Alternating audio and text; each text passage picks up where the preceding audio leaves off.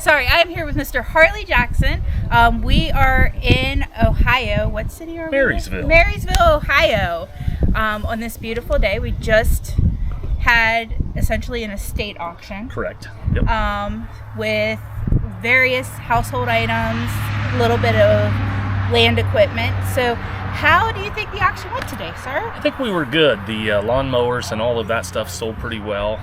Glassware is tough, but glassware is tough every sale, every Saturday, you know. Yeah. Furniture's just, it is, you know, if it's a real nice piece, it'll sell real good. If it's just the borderline stuff, it just is kind of cheap. It's what I call on the cheaper side. Right. But like the lawnmowers and stuff like that, they all did well today. We were very happy.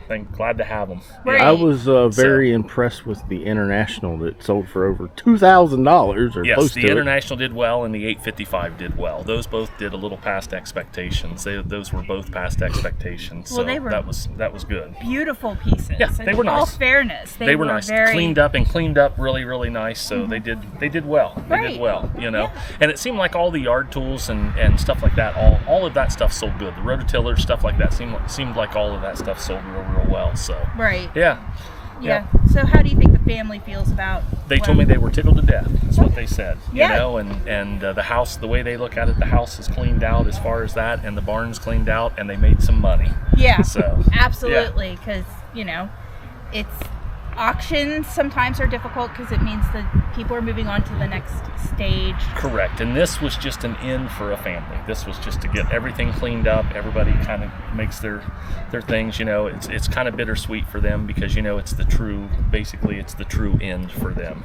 You know, this was the last day. You right. know? So yeah. No. Yep. And it makes it tough, you know. You kind of feel for families when it's like that. Some days I still have a heart, so I feel for them, you know, and sometimes you pat them on the back and just say, hey, it'll be all right, and that's what we try to do. Right. It is. I get it. It's difficult. We had to do my grandmother's last year, and it's. You understand it. I do understand it, and it can be hard. Sorry. And I forget because it's an every Saturday thing and an every Thursday thing for us. Some days I forget, and then I realize, like today I got here this morning and I realized that this is the only auction this family's ever had or ever going to have. You know, it's until maybe something happens with someone else, but you know, and I was kind of like, you know, they were asking me different questions and I'm like, well, that's just kind of elementary. And then all of a sudden I realized, no, it's not.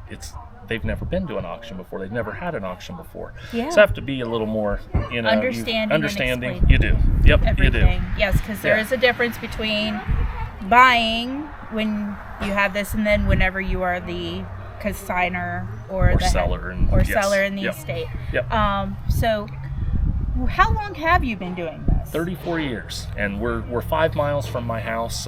We live just in a little town called Raymond. We're 5 miles. Been an auctioneer 34 years. Worked auto auctions for 25 years, and then we got so busy in the estate business that we just didn't have time. So I've cut down to one of those. So I do one auto auction a week, and I used to travel 3 states. We sold auto auctions in 3 states, and our public business picked up, and we got pretty busy. And so then we decided. I said, hey, I need to make a change here. And of course, COVID hit, and I don't like to use that excuse, but it was a reason to maybe start quitting some jobs from out of state. And it worked out well. It did for us, and we've kind of built a reputation of being, you know, fair and upfront and try to accommodate. You know, it's kind of like people say to me, why are you out there parking? And I go, I like to. That way I get to meet everybody. I know who's at the sale. Right. I get to shake their hand and say, hey, thanks, you know, for coming. So a little bit of a personal touch.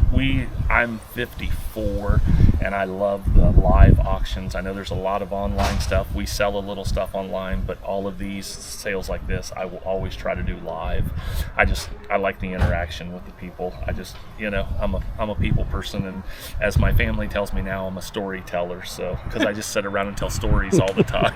Hey, I appreciate it. We are a big advocate for in-person auctions. Absolutely. I mean, online has its place just because we have ours that do both. It has its time and place, but you know, it's a good social interaction. Yeah, absolutely. We have a quote from a preacher on our Facebook page where you can come together and congregate as a community. So it's not the exact quote, but it's. And this sales like this today are community. I mean, people knew George Derringer, people knew the Willikes. I mean, this is one of those things. I mean, it's a community thing, and I never used to understand when people would say to me, "Well, it takes a community." I never understood that. I would go, "No, it doesn't. It takes me." And then all of a sudden I realized I can't have an auction without those 100 and some people, bidder numbers showing up. I can't have an auction without guys like you coming, people like you coming and stuff, and I'm very appreciative of that. And I try to stay humbled by it and just keep, you want to smile. You want to smile. You want to smile and say, hey, thanks for coming today.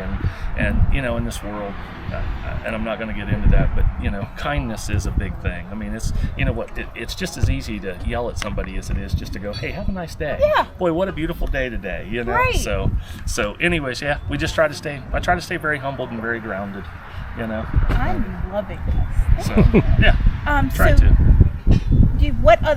What other sales do you have coming up? We have June 8th next Saturday. We have cast iron. We had a collector. He's having some health issues. He has 150 pieces of cast iron, all different types. And then we have some beer signs and stuff like that. And then on the 13th, we're in Lafayette, Ohio, which is about 50 miles from us. Mm-hmm. We've got a Harley Davidson motorcycle golf cart. It's estate type again. Mm-hmm. Parents have passed away. Got to get rid of the vehicles, lawnmowers, stuff like that. That's on a Thursday evening. Mm-hmm. And then on the 15th, we have farm toys. We do quite a few of those. A lot of times we'll do those in the winter time, but we got farm toys on June 15th, and then on June 22nd we have a full-blown parents passed away farm auction, all late model Case IH equipment. We'll have that on the 22nd, and then the 29th we're back with another farm toy auction. Guy had open heart surgery and had a heart attack in his mid-80s and said, Harley, I just can't collect this anymore. He said he had about 800 lots. Well, we're going to sell about 315 of them in the first sale. Mm-hmm. And then July 13th, we're all the way down in southern Ohio with farm machinery and a little bit of livestock equipment in Malta, Ohio. Mm-hmm. And then we've got other sales in August. I know we've got a sale with real estate because we do sell real estate. We got a sale in August booked for August 24th with real estate, farm machinery, and just collectibles, and same thing kind of like today, estate type deal. So nice. Everything we got coming up. So yeah. Now, you have a website? You do. You can go to Harley and Hal Jackson Auctioneers, or you can go to auctionzip.com. ID number is 5619. That's the one everybody, I mean, they burn up our website. Locals will burn up our website. Right. But Auction Zip is where we get everyone from out of state. Hey, guess what? Really That's how I found you. Auction Zip. Yeah. Yes, absolutely. So definitely. So no social medias? We do Facebook. We also have Facebook. It's Harley and Hal Jackson Auctioneers Facebook. You can follow us on Facebook. Go on and like us. Mm-hmm. And then I know there is maybe some other stuff that's my son needs to be up here when it comes to all the social media stuff, because I'm the one out meeting with people and writing contracts. When it comes to all the social media, that's all Hal. He's a little younger than me, and he kind of picks up on it. And he's not that much younger than you. I got him by 25 years. So, but no, that's fantastic. Yeah, and we appreciate you guys coming today. We love to have people come. We love people from out of state coming and stuff, and making friendships, and that's really what it's about. It's about the friendships that we make. Well, that's definitely what we do. I have a technical question. Yes. Since we typically do Pennsylvania auctioneers, and we know the stringent. See you, John. The stringent auctioneers have to either go to a college in PA or do, I think it's like 60 hours. We do the same thing in Ohio. You have to. It used to be, and they just did away with this a year ago. Used to be you did like an 80-hour course over a 2-week period. You go every day for 2 weeks, and then you had to have a 1-year apprenticeship. And they changed the 1-year apprenticeship. You do not have to apprentice underneath an auctioneer anymore. All you have to do is just go to accredited auction school. There's a couple of them here in Ohio. I went to Max Walton School of Auctioneering up in Medina, Ohio. I know Mike Brantley's got one in Columbus or Groveport, I think. He's got one there, and there's a few others. Reppert's is over in Indiana. Then Hal went to the Missouri Auction School over in Missouri, and they always said that was where all the best auctioneers went. So, but one of our Maryland guys, that's where he went. Okay, so. Yeah, went to Missouri, and we've had several guys. Hal asked me when he became an auctioneer, he said, where should I go to auction school? I said, go to Missouri. I said, I went to Medina, Ohio, but I said there was a reason why I go. My dad had some health issues, and I needed to stay home to help them. And I said I stayed close, but I go to Missouri, and he loved it. He made lifelong friendships with guys all over the United States, and he'll travel and do some sales down in Florida and Georgia and stuff like that. Yeah. So you guys licensed anywhere other than Ohio?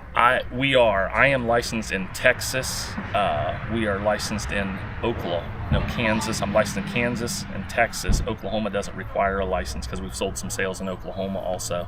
And then Michigan doesn't require a license, but we will sell some sales in Michigan also.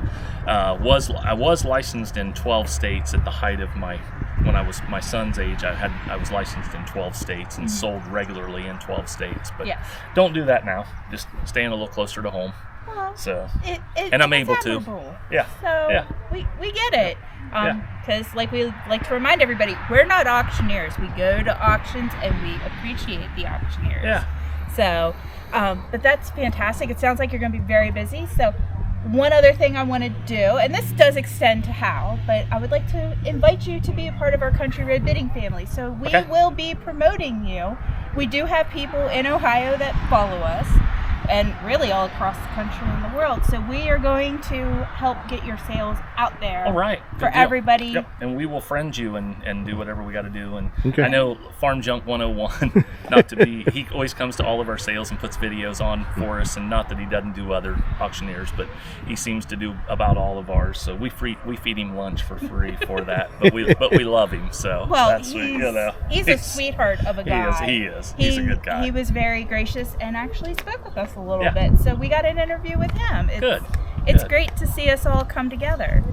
Yep, absolutely. But welcome to our Country Road Bidding family. Absolutely. I am so grateful. Thank you. Absolutely. You guys are wonderful. It's good to meet you guys, and we're glad to have you here. You're welcome anytime. And I know did you send me the email? No, I did. You did? You sent me the email, and I go, well, you're welcome to any of my sales. That was the first time I said, yeah, you're welcome to come to any of my sales. So I'm like, man, that was easy. We love having you guys. He was just like, he goes, "Do you see the email?" I said, "Yeah." He goes, "That was really easy." I was like, we hope you guys come back. We hope you come back again. Absolutely, right. Definitely. But thank you for being so gracious and so absolutely. We're glad you're here. Thanks for watching. Make sure you like and subscribe.